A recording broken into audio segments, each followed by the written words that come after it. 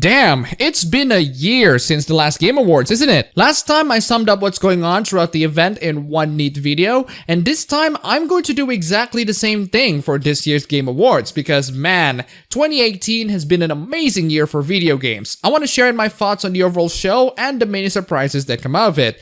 The show overall is actually just meh. Some glimmering sparks of joy and excitement got covered up with an overall mediocre and uninteresting show. There are things that make it better than last year, but it's pretty much just the same. So before we go on even further, let's get this out of the way. Whoa, what's going on? Okay. What is going on? Wait, Joker, what? I've infiltrated the theater. What? No! No! No! No! No! No! No! No! No! You're trolling me. You're trolling me. You're trolling me.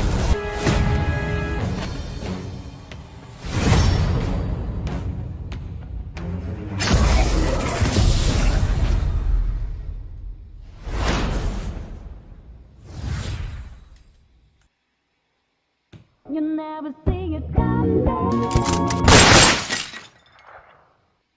Yeah, aside from that moment that I really didn't see coming, the rest of the Game Awards present a rather underwhelming show. You know what isn't underwhelming? My new patrons! Huge thanks to One Wayne, Tizrek, and Holy Power for the pledges. You guys are fantastic. And if you guys missed it, you can support me on Patreon for just $1 a month, link down below. Hey, Joseph Ferris is back once again. If you guys don't remember him, he was the guy who really made the last Game Awards amazing. Can you swear here? Can you swear? Okay. Fuck the Oscars, you know? Fuck the Oscars! Fuck you! I'll tell you! I'm just like, this is bullshit!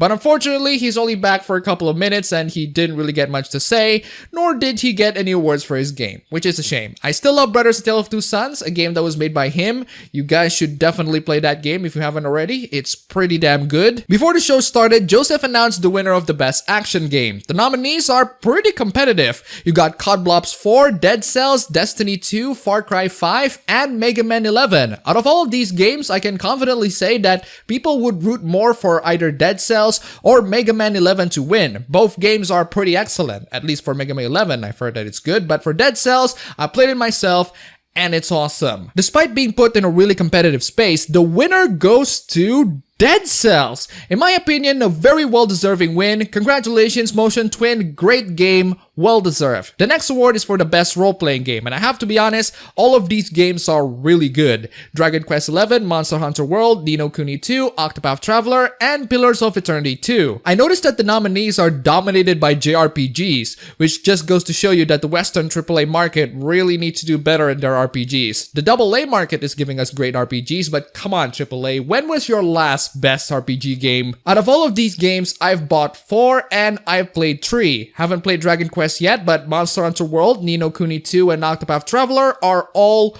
great games. But my personal pick would go for either Monster Hunter World or Octopath Traveler for the best JRPG. And the winner goes to Monster Hunter World! So congratulations to the team at Capcom for making a really damn good, really damn fun Monster Hunter game. The show then goes on to talk about esports awards that you most likely won't care about, except for the people at esports. The Stanley Parable is gonna get an expansion pack of some sort. Really excited for this, and if you haven't played Stanley Parable yet, what are you doing? Really damn good experimental game and one of the few walking simulators that I would actually classify as good. The next award goes to Best Narrative, which is presented by Pokimane and Jacksepticeye. The best narrative nominees are Detroit Become Human.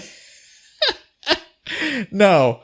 Just no. God of War, a very solid choice for a nominee and a potential winner because God of War is amazing and the story is pretty good. Life is Strange 2 Episode 1. It's not even finished! Insomniac Spider-Man, which has a pretty solid story and really good game overall, and Red Dead Redemption 2, a game that everyone says was really damn amazing in the end, but I really need to finish this game. Still a great game nonetheless. And the winner goes to Red Dead Redemption 2. Huh. Remind me to continue playing this game later. On to the game premieres, or at least the game premieres that I find interesting and worth talking about. Marvel Ultimate Alliance 3? Yes, please! Nintendo Switch exclusive! What? There's an exclusive clip for that really uncanny valley film that people have been talking about, Alita Battle Angel. Rosa Salazar and Christoph Waltz coming to the stage to announce Best Performance. Wow, they really got great actors to come to the stage for the best performance. Last year was Andy Serkis, and I still love the moment when the actress who played Senua from Hellblade, Melina Jurgens, fangirling on the stage.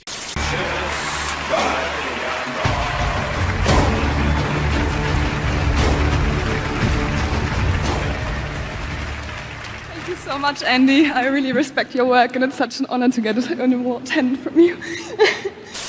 That's just adorable. Anyway, the best performance nominees go to Melissa Maoud, who played Cassandra in Assassin's Creed Odyssey, Brian Deschart.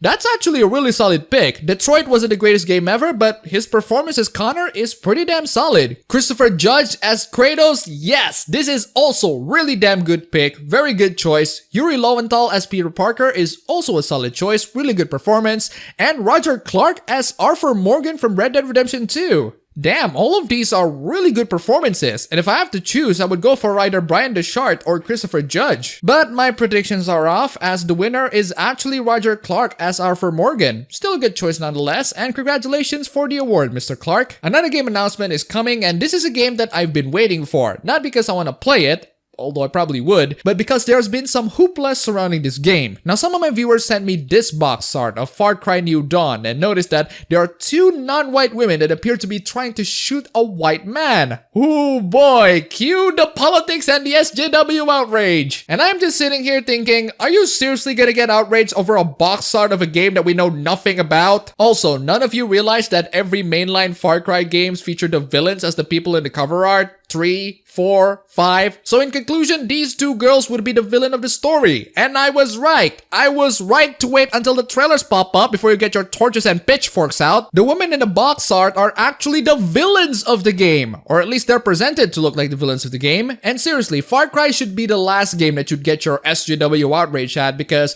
the SJWs themselves are outraged with the last game. For the record, the last game was also the game that people got mad over and say that it's ruined by SJWs because the villains are conservative, ultra-religious zealots. And what do you know? The actual game shows that the politics are actually more balanced and they didn't shove any sorts of ideology to your face. And that kind of action pissed off the SJWs. I've talked about this in another video. Ubisoft themselves also stated many times that they don't want to dive in politics as they realize that it's not appealing for the audiences and it doesn't bring a lot of money. I've also talked about this in another video. So if you don't want to look like a bunch of idiots on the internet, actually, you know what? Don't follow my advice. Keep being idiots on the internet and get outraged by anything that slightly looks SJW to you. As for the actual game itself, it looks like Far Cry blended with Mad Max, a Far Max or Mad Cry or Max Cry or...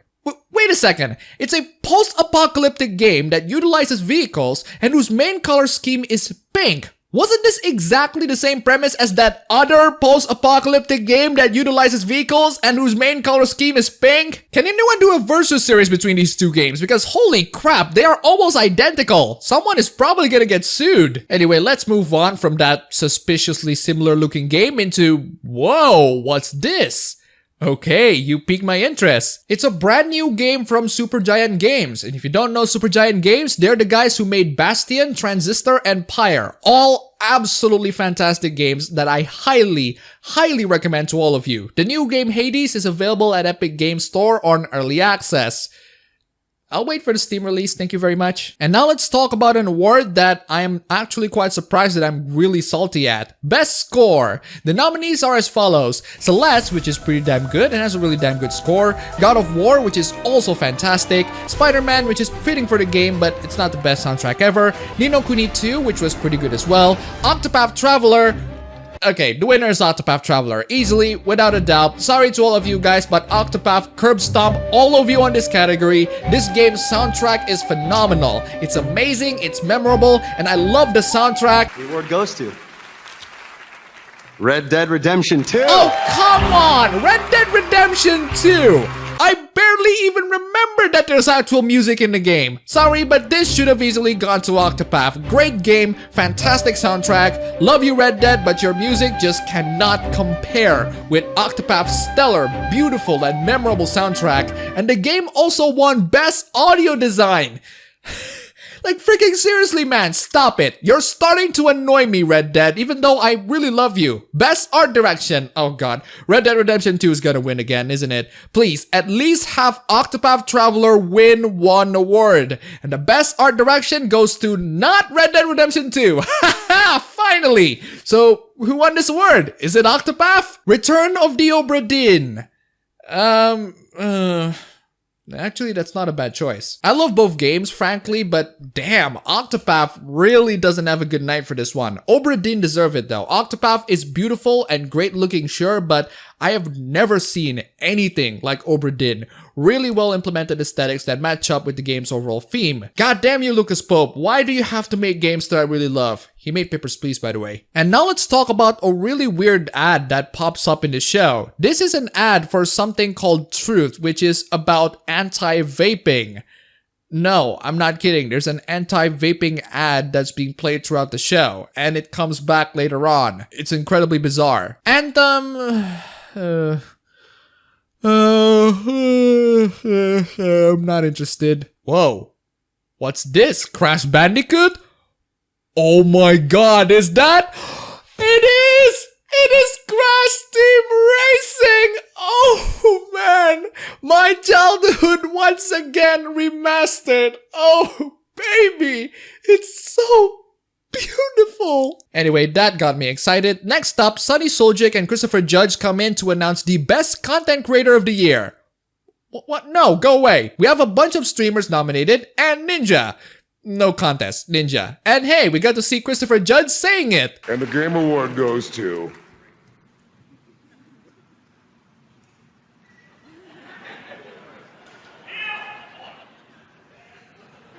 Read it, boy.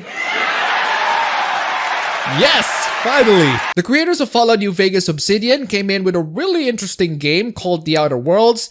It isn't really Fallout New Vegas 2, but hey, I'm excited. And now let's talk about the best esports player. Why? Because the winner is a furry by the name of Sonic Fox. Now I know Sonic Fox and he's a pretty damn good player and amazing at beating the living crap out of people at whatever game he's playing. He's that good. And he puts on his furry outfit because... well, he's a furry. He said his thank you and appreciation, and he took way too long to the point where the teleprompter actually told him to wrap it up. And then this happened. Guess all I gotta really say is that I'm gay, black, a furry, pretty much everything a Republican hates, and...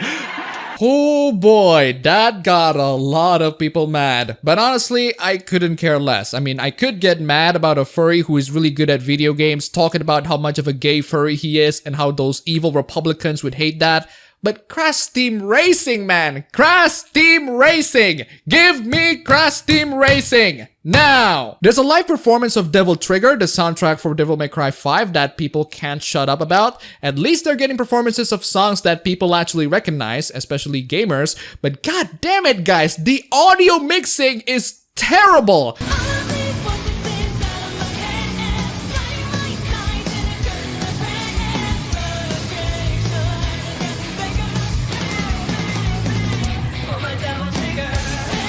Not much interesting things happening ever since, but I do want to talk about how Jeff Keighley pronounced Dragon Ball FighterZ. Is it Dragon Ball FighterZ or is it Dragon Ball Fighters? My friend said that it's FighterZ and he's like an Arc System Works fanboy, but some say that it's just Fighters, like how Deadmau5 is pronounced Deadmau5 as opposed to Deadmau 5. If it's pronounced Fighters, I've been pronouncing it wrong this whole time. Yep, I was wrong. It is pronounced Fighters.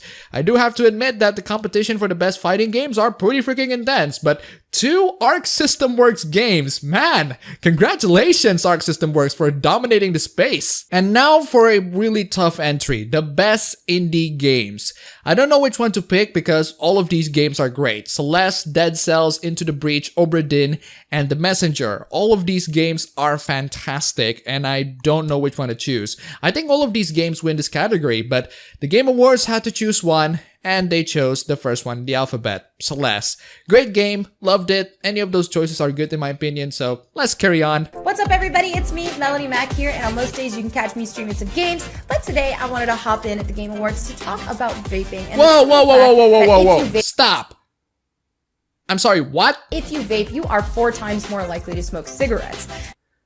I'm sorry, but how can you be more preachy than the gay freaking furry? Anyway, Mortal Kombat 11, ladies and gentlemen, and oh boy, that rap song in that trailer really did not fit. You gonna get a bullet in your lung for that, stupid. Draco get it cooking like Liu Kang. The announcement for Best Game Direction is done by the composer of Celeste, who manages to fool everyone into thinking that she's a cis woman, causing everyone in the chat to spam trap all over it. I mean, trap is a lot snappier to say than trance, but god damn it, people, 2 times you made yourselves look stupid in this week alone. Then again, it's the YouTube chat, so I shouldn't really be surprised. And just when I thought that Red Dead Redemption 2 is gonna steal all the awards, Best Game Direction goes to God of War, who also won Best Action Adventure Game. Take that, Red Dead Redemption 2. I mean, I love Red Dead Redemption 2, but I'm still salty about you winning that score award, so you're on my chopping block. Another anti-vaping PSA? It's the same from the last one. Again, what's up with these anti-vaping PSAs? Say what you want about Sonic Fox shoving to everyone's face that he's a gay furry, at least he didn't do it again in the next hour. Well, in the show at least. And of course, the reveal that really got me and pretty much everyone by surprise. At this moment, pretty much anyone can be on Smash Bros. Right now. If Negan from The Walking Dead can be on Tekken 7 and Joker from Persona can be on Smash Bros., then I guess anyone can. So out of all of those games on this year, what is this Game of the Year of 2018 according to Game Awards? Well, the nominees are quite promising. Mostly promising. You have Celeste, the only indie game that is capable of making to the entry, Assassin's Creed Odyssey, which was an alright game from what everyone says, God of War, which is everyone's darling, Monster Hunter World, which was everyone's favorite, but I didn't expect a Game of the Year nominee, Red Dead Redemption 2, obviously, and Insomniac's Spider-Man, which I just realized hasn't won any awards as of late. Poor Insomniac. Out of all of the games listed here, it's a battle between God of War and Red Dead Redemption 2 in my opinion. The rest of the games are great, but these 2 games are the ones that really managed to impress me the most this year. And the winner of the Game of the Year award by the Game Awards goes to... God of War. And everyone cheered up, getting real excited that the game won, but pretty much most people shrugged because it's either that or Red Dead Redemption 2. So that's the Game Awards 2018, and putting aside a couple of really pleasant surprises, it was an overall mediocre show. It's not cringy, it's not amazing, it's adequate enough, I guess, but looking at people's reaction to the awards, I find out that my tolerance towards cringe are significantly higher. People really didn't like the show for even the smallest of aspects that I personally find ridiculous, but then again, I come into the show wanting to see only the announcements, and I do want to see who won the awards myself. I'm a gamer first, I want to see games getting awards, I want to see game announcements, and I got all of them certainly, but well, it's not all amazing. Now, if you'll excuse me, the Persona dancing games are out, and I as a die-hard Persona fan simply cannot miss them.